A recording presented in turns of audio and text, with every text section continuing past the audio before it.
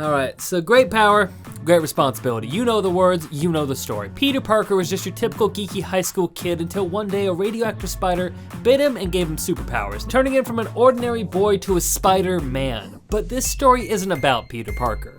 This story is about Miles Morales, a high school kid from Brooklyn, New York. He's a rebellious, artistic teenage genius with a loving family to boot.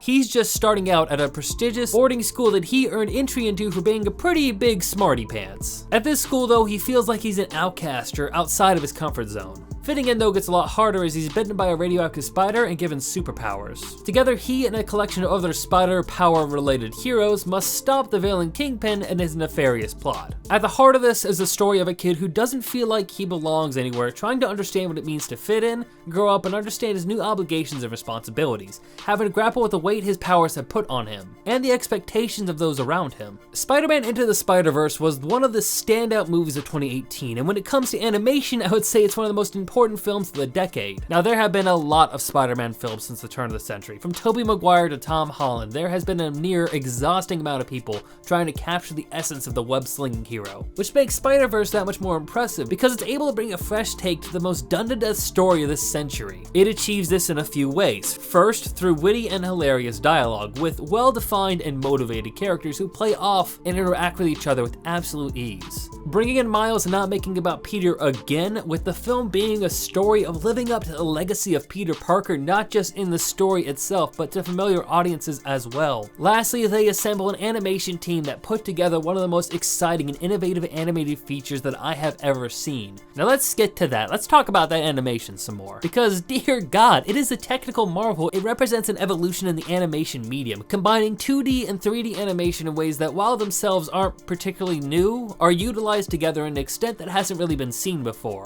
especially now with the level of talent and resources they had on this project. The stated goal of the animation in this movie is for it to feel like you're reading a comic book, where if you were to pause on any frame, it should look like an illustration, which is accomplished in a number of ways, from simple things like incorporating action onomatopoeia into a screeching halt of a car, to more complicated hatching and textures that are more commonly present in comic books. There are details like this hidden all over the frame, and the more you watch, the more you'll see, making each watch and rewatch just so rewarding if you have any love for the animation medium. What I found really interesting is that towards this end of making everything feel like an illustration, there isn't any motion blur, which is typical for 3D animation. Instead, they use smearing, which if you go frame by frame, you can see how in some scenes characters have multiple arms or another leg. This is just a way to get the animation to feel a little more real, and you really don't see this much at all with 3D animated movies. Another thing I noticed is that people and objects in the background will get this channel blur, hazing them out while bringing these red and blue colors out. It helps to focus your attention on the frame while also adding more color.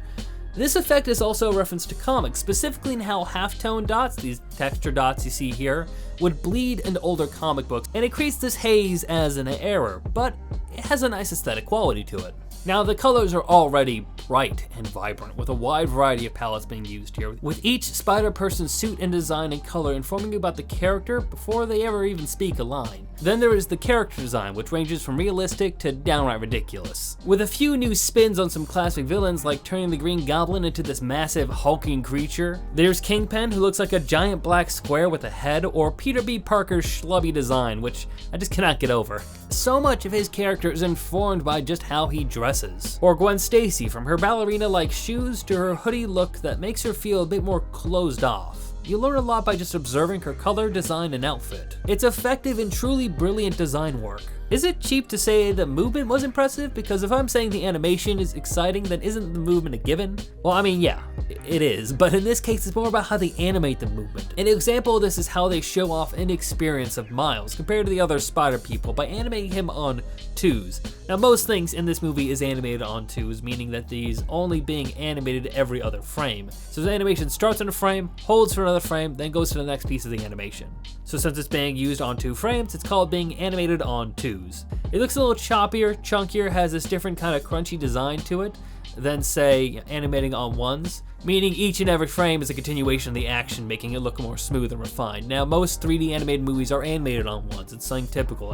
It's the normal way you think of animation. But animating on twos give them this different kind of feel for them that works really well for this movie. But there are specific actions that are animated on ones, specifically Spider People, When Spider-Man or any other spider people are doing their spider abilities, the experienced spider people, saying spider a lot here, are animated on ones so that their animations look fluid and smooth and refined. Having it this way, you can then move Miles from being animated on twos, like everyone else is in the world, to animating on ones, like only the spider people are, showing his growth, skill, and maturity just in the way he moves. It's not something you may have consciously noticed, but your brain did. Now, vocal performances here are pitch perfect, and I can go down the list of the cast, but I want to highlight my favorite casting choice of Peter Parker, being played by Chris Pine, and Peter B. Parker, played by Jake Johnson. Now, Chris Pine is a smooth and charismatic leading man type. He's your Captain James T. Kirk. He's your Steve Trevor men.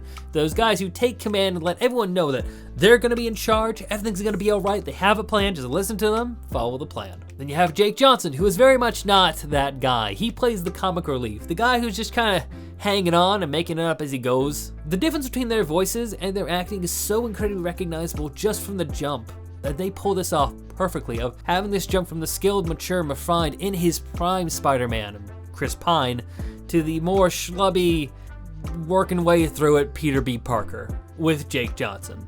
For comparable movies, this was pretty difficult, but of all movies, the one that comes to mind the most is the Lego Movie, which makes sense as half the writing and directing team of Lego Movie wrote Spider-Verse. So yeah, the humor and personality of the writing shares a lot of similarities. But it's more than just writing. Both of these movies are some of the best modern examples of the evolution of Western animation that I hope continues. Lego Movie was a fusion of animation styles, using aspects of stop motion along with 3D animation to give the Lego creation some weight, similar to how Spider-Verse uses 2D animation and some other diverse stylizations to give their film more life and personality. Now, if I was a cheater, I would also compare it to some of the best Spider-Man movies out there, but since I have some dignity left for now, I will compare it to Shazam, as that's also a movie of someone far too young who's being forced to take on the weight and responsibility of superpowers. Now, you could say, hey, isn't every superhero origin story like that? And you wouldn't be wrong by any stretch, but what makes these two movies closer is the maturity of the protagonist.